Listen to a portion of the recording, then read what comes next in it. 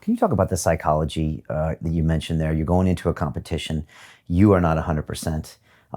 You also are against guys where you know each one of them has little buttons you can push. And this is something that we don't see on the stage. And we all watched so much footage of you competing on the stage for the movie. And I recently watched Mr. Olympia. And, you know, you see all the physiques, but you forget there's a lot going on in the brain. Oh, yeah.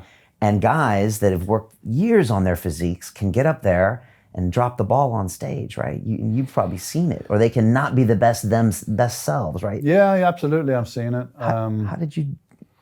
I mean, the only time I went to the Mr. Olympia, the first one I went to the Mr. Olympia was a new experience for me because I was competing against Lee Haney, who was 7 times Mr. Olympia. He was a Mr. Olympia in 1984, and I started training properly in 1983. So first of all, I had the barrier there with Lee Haney that he was this guy, this great guy that I admired and a great champion and was like awesome and everything. So I had to change that to say, you know, and people helped me because they, you know, people in the industry are like, you know, you could give him a run and everything. So I started thinking like that. And by then I knew more, you know, and I was like, you know what?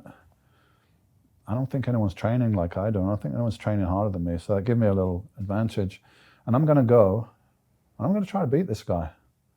Not in a cocky way, but I'm going, man. It's a competition. I want to win, yeah? So why I'm going. So I want to beat this guy. So I had to change my mentality going up against Lee Haney. And then the second one, I got second in the first Mr. Olympia to Lee Haney. The second time I went, he wasn't there. So this was again, now I've lost the underdog status because Lee Haney's from the States and he's been a champion and I'm just this kid from Birmingham that's got nothing. And so I can use that, yeah? I couldn't use that anymore because now I'm the favorite. So I had to change the mentality there to say, wow, so I'm the favorite now, so I could be the best in the world, which is a crazy thought when you think about it. Huh?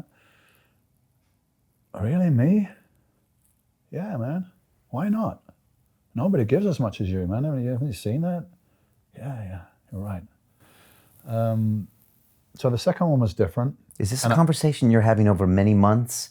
Like when you're in the gym, or is this a conversation you're having? Ongoing. It's ongoing, I think, all the time. You know? Do you have that when you're training sometimes? No, when I'm training, I'm in a bubble. I don't think anything. I'm just doing. I'm constant. I mean, I'm in the muscle. I am the muscle. So I don't really think anything apart from that when I'm training. It's like a meditation. You try to everything else is gone. You just become one with your body. Yeah, so it's ongoing all the time.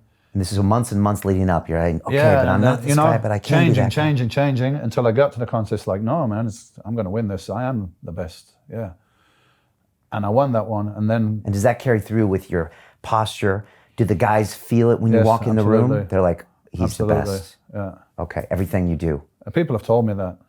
And a good friend of mine, Chris Cormier, who's competing in the Mr. Olympia, the later ones, he's like, I couldn't even stand next to you, man.